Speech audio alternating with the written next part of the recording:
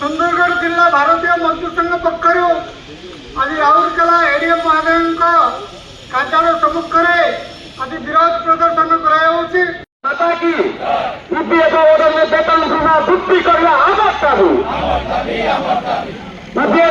Pension को मासिक 7,500 करवा आमर दाबी।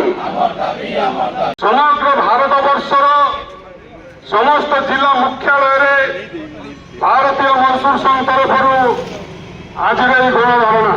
श्रमिक समाज हित सहित आम राष्ट्र हित उद्योग हित अनवरत काम कर सरकार जदि भोट पाए जड़े जनसाधारण भत्ता बढ़े पारे श्रमिक भत्ता कहीं न बढ़। अंगनवाड़ी दीर्घ 50 वर्ष है स्कीम नाम चली जो स्कीम भी आसे 5 वर्ष या 10 वर्ष है किंतु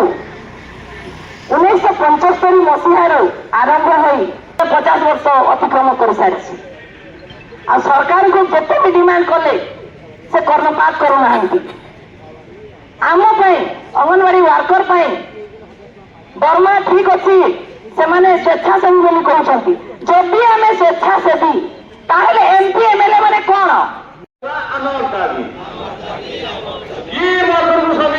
मान्यता देवा आमर दाबी। भारत माता की भारत माता की आप 25,000 सिलिंडर कर